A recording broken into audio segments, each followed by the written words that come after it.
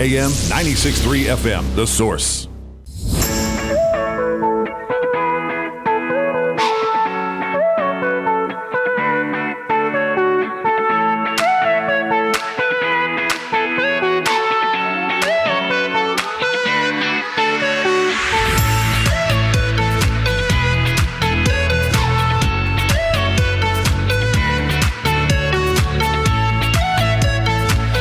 Five minutes before 11 o'clock. Thank you for tuning in. It's an amazing thing to learn about somebody who has gone through something terrible and has been able to deal with that.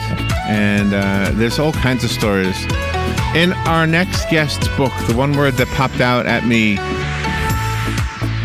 regularly as I read through the book was the word thankful. Thankful. Kris Francoeur is on the phone. I don't know that I'm pronouncing her name right, but she's on the phone. She's a writer and educator. She lost her son, Sam, on October 9th, 2013 from an accidental drug overdose. She practices conscious and deliberate gratitude. Maybe that's why I saw the word thankful so much. Unconditional acceptance and connection with nature. She has bees, Robin? Is that what you wrote here? Robin writes these notes. Yeah. She has bees, chickens, and alpacas. She spins alpaca fiber for yarn for knitting. I love that. That's my favorite. Kind of cool. Her book is called Of Grief, Garlic, and Gratitude: Returning to Hope and Joy from a Shattered Life. Sam's story. Kris Francoeur, good morning. It's an honor to have you on the show. Good morning. Thank you so much for having me. And am I saying your last name close or close? You are. You're right on. Oh, gosh. Thank you so much. I had no idea. Well, where are you? Where are you calling from? I am calling from Addison County in Vermont. Oh, my gosh. Okay, so tell me about Sam. Sam was light and love and laughter. He was the kid who every meal was the best meal. Every movie was the best movie he'd ever seen. And every single human he met was someone worthy of his attention and his love. Is that you too? I would like to think that he got some of it from us as parents, but I don't think I'll ever be as good at it as he was. How old was he when he died? He was 20. Oh my gosh, I'm so sorry. Thank you. Let's see, 6 years will be this October. There's not enough ever. It could be 100 years and it would still hurt, right? Absolutely. So the one thing I think is interesting is that you found a way to be thankful so much. Was that always part of you, or did that come as a result, as an after thing, after the horrible, tragic overdose? I would say it came after. I think as I look back at myself prior to Sam's death, I would have said that I tended to be the glass is half empty sort of person, tended to grumble a lot. And after his death, the darkness, the sadness were so profound that I was afraid I was going to drown in it. And the little pieces each day of writing about something good that day was how I found light again. Did you find him somehow in writing? I mean, this is kind of a weird question, but sometimes when we write, like if you look through an old photo album and you kind of get lost there, you sort of feel like you're visiting with those people. Absolutely. Does it happen when you write? It absolutely does. And it as I went through the process also, as people reached out to us, we heard stories of Sam we had never known. And so we got to know him a whole new way, even after he was gone from this earth. And writing about him, there were times when I could feel him sitting in the room with me, and I could laugh again with him. Oh my gosh, that's so sad. Is that him on the cover? Yes, it is. That's an awesome picture. I mean, that says everything about a person's personality, doesn't it? Absolutely, and that was a picture that a friend took that when they were looking to take his senior high school picture. And it wasn't the one he picked for his yearbook, but it's the one that, to me, shows who Sam is and was. For those who want me to describe the cover, let me do that. If you can look on YouTube, we're streaming live right now, and I put the cover on the picture there. So Sam is lying down with a beautifully content smile on his face on a park bench in the middle of a very unmowed grassy field. Is that actual, or was that photoshopped in the grassy field? No, that is the actual field. Wow. That's amazing. That's really cool. Something I found interesting is that the 3 titles from your romance novels, to me, when I was reading parts of the book, those titles would jump out at me, which I found very coincidental. Sam always was, my husband, my children have always believed in my writing. Sam was the one who could visualize me becoming a published author. And so my writing journey will always be completely interwoven with Sam. And one of the titles, especially the phone call. Yeah. Tell me a little bit more about that. I mean, getting support from the people you are closest to is not always easy. We speak to authors every day, just so you know, Kris, and one of the things we hear was that, sometimes, they didn't have support from their family, and that sometimes hurt, sometimes helped. But I would always, if I had my, what's the saying, druthers, if I had what I would rather that everybody gets support from the people they love, and that love them. I started writing romances when Sam was a baby. And I started writing them because I was a stay-at-home parent.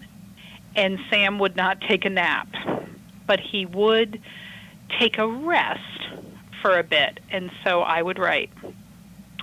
And as he grew, everybody in the family, our other children, my husband, always were interested in what I was writing and wanted me to keep trying.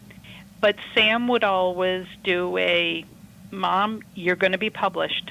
And when you get an agent and when you get published, we're all going to go out to dinner and we're all going to order what we want. Because when you grow up in a household of 4 kids, you don't always get to order what you want at the restaurant. Yeah. And he would always say that. And he believed it.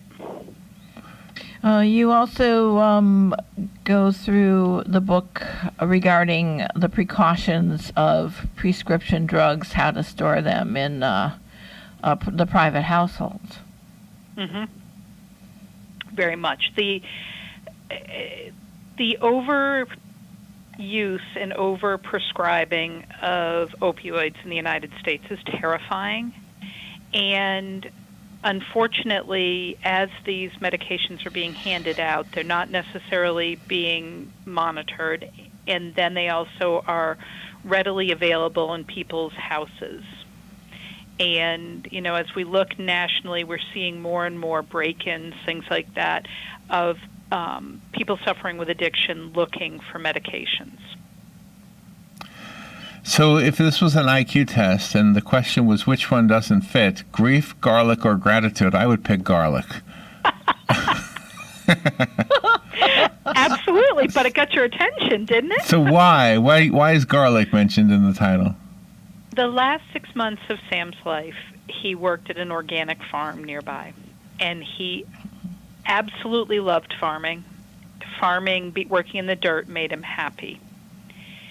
But the thing that he liked to grow most was garlic. Really? And he just thought it was so miraculous. You put the clove in the ground, and you took care of it, and 9 months later you had a head of garlic. And so when he died, the farm gave us a whole bunch of his garlic that he had grown to decorate the meeting house, because Sam wasn't a flower sort of guy. And so we decorated it with garlic and hot pepper plants and other things he had loved to grow. And we about a week after his death, my husband and I planted that garlic on our property. And 6 years later, we have a perennial garlic bed of Sam's garlic. Oh, that is cool. That is really cool. Years ago, we had a guest on, and she had lost a son. And she told me that she had some signs, not always seen by her, sometimes seen by other people. And the belief was that her departed son was absolutely communicating with her. When she told me the signs that had to do with birds and snakes in her case, the day of the interview, the morning of the interview, I had a snake in my bathtub, which I never had in my life. And 2 days before the interview, I had a bird in my car, which I never had in my life. And so when she's told me about birds and snakes, my jaw dropped. And I said, I think maybe I have some signs for you, for me. I saw a snake in my bathtub and a bird in my car. And so she actually ended up writing a revised version of her book to talk about that interview. But do you get signs like that? I know part of the book was talking about signs, right? Absolutely. Sam, right from the beginning, the day after his service of life, there was a strange rainbow in the sky. It was up and down instead of arching, and it was a beautifully sunny day. And from where we stood, it looked like it was coming from the cemetery. But then we got all these other phone calls, emails, texts from people who saw it all over Vermont, and all felt it was coming from the cemetery. And the rainbows have continued. My first book event, it was a sunny day, and there was a rainbow. And last week, actually, I was asking Sam for a sign of his presence. And I was mad because I wasn't seeing a rainbow after a rainstorm. And I realized I was behind a truck and had been for 20 miles that had the word rainbow across the back. Oh, my gosh.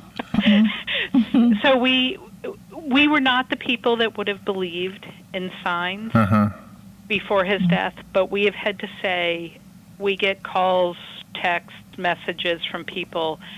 We see them, and we've had to say, it's Sam saying hello. Does that help? It does. Yeah. Absolutely.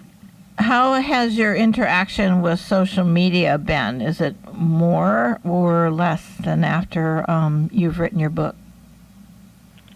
I would say it's different. The sort of juggling my life as an educator, my life as a mother, wife, daughter. I'm not posting as much online as I was soon after Sam's death, but it still is a very important part of my life and our lives. Oh, you had to be strong, not just for yourself, but for your family, Sam's siblings, and then absolutely, and then your grandchildren. How did you manage to aid in everyone coping? Right from the beginning, we all were very open about that we needed different things, and we were going to handle things differently, and made a family agreement of being open and honest about it. And that has continued. You know, there are times when some of us need to follow a tradition or a ritual and others can't, and we just say it and accept how we each need to honor Sam and grieve for him. And then what would you say to some people, because this book is going to help a lot of people, and there will be some people that are trying to help their family members who have mental health issues. How do you teach them how to help that person without losing themselves?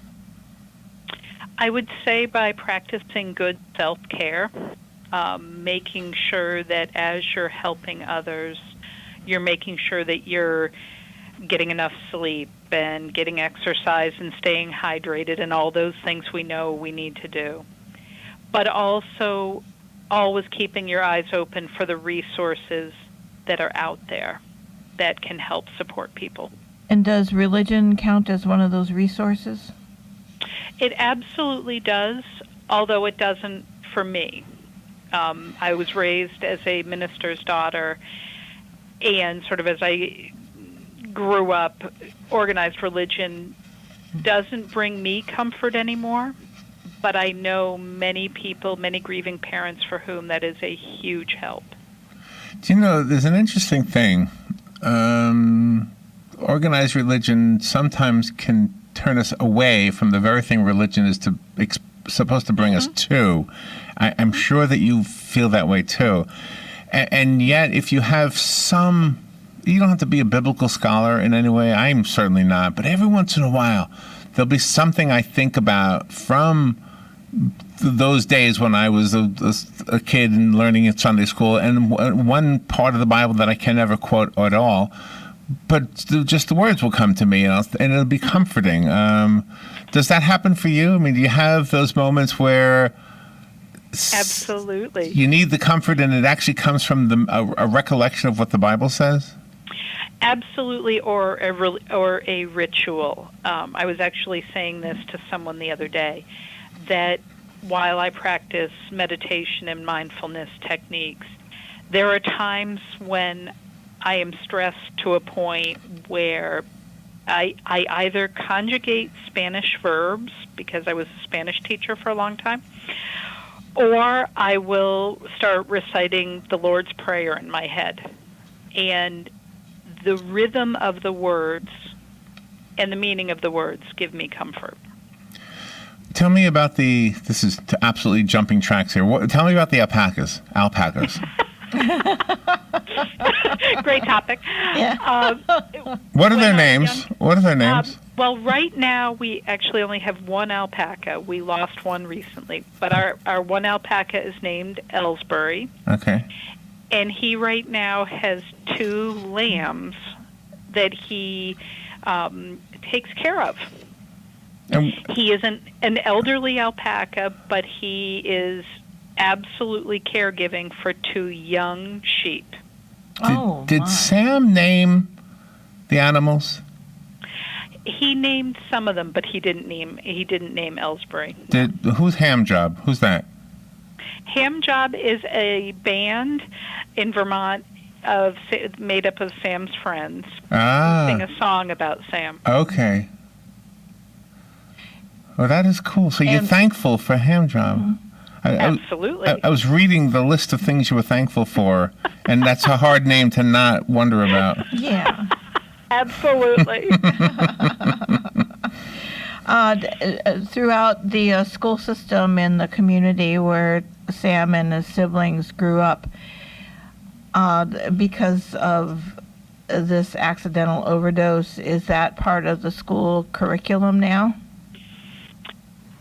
It already was. Mm-hmm. I think, though, it has moved into a more prevalent role in the curriculum, and also because Sam was so well known, it's harder for people, whether it's parents or students or educators, to hide from the reality that this can happen in anywhere in rural Vermont. We can't hide from it anymore. How do you comfort the grieving when you are grieving? I'm sure your parents, are both your parents still alive? They are, yep. So I'm sure they were they were heartbroken as well as you were, and they were heartbroken for you as well as heartbroken themselves. How do you comfort them, or how did they comfort you, knowing that you're all grieving for the same reason? Again, sort of like with our children and my husband, we've had to be gentle with each other, understand and be open about what we needed and what we didn't. My mother needs to go to the cemetery almost every day. She brings flowers almost every day. Those things are very important to her. For me, I rarely go to the cemetery because that's not where I feel Sam's spirit. Mm-hmm. We've had to sort of become flexible with each other about how we can support each other. When can we push in? When do we need to give space? And are you going to continue on writing your romance novels? Absolutely. My next novel is under contract to be published. Oh, that's congratulations worthy. Thank let me you. tell you. That's Well, wait a wonderful. minute. So Sam was foreseeing the future. I mean, he really believed in you to the point Absolutely. where he knew this was going to happen for you. So let's talk about that a little bit. Do you think his belief in you gave you the attitude that I'm going to make this happen no matter what? I mean, even if he hadn't died, if he was still alive, would that still be kind of one of the engines pushing you? Absolutely. Mm-hmm.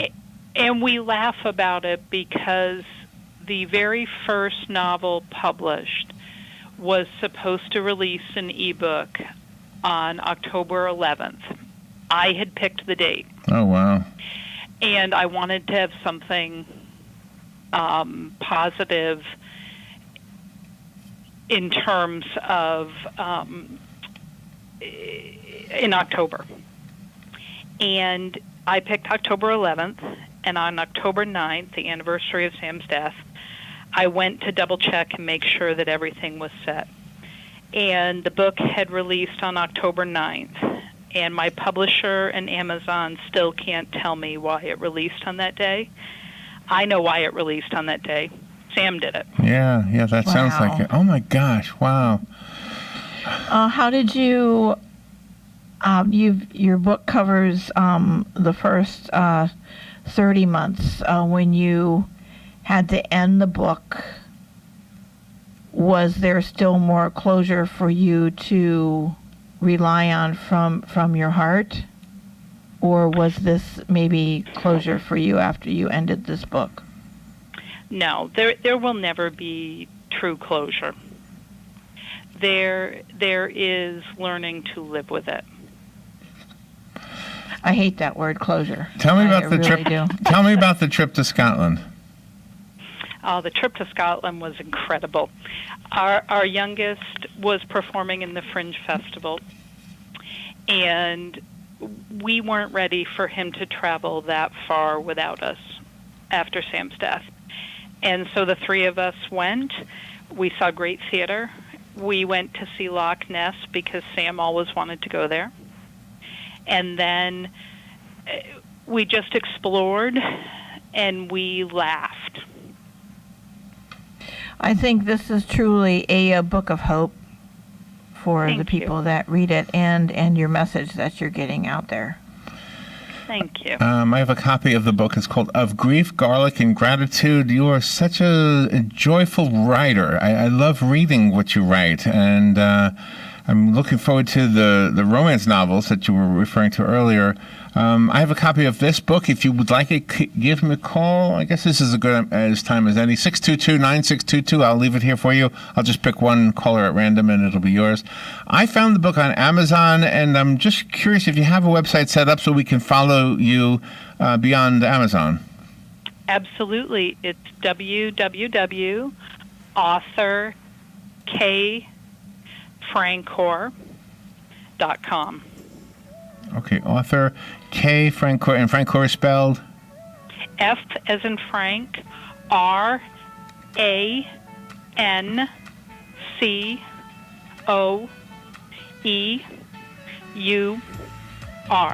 coeur means heart, right, in French? It does. Coeur. So you're author of the heart or something like that. I don't know. Absolutely. Kris, thank you for being on the air with us and sharing this. I think you're helping a lot of people who've gone through something similar, and at the same time just sharing with us some love that you had for somebody really special in your life, Sam.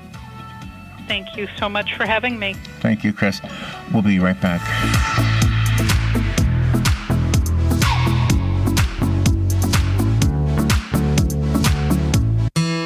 Howdy, folks. RL here for Dairy Queen Silver Springs. We want to thank Marion County for 45 years of loyalty. We love this wonderful community, so come on down to Dairy Queen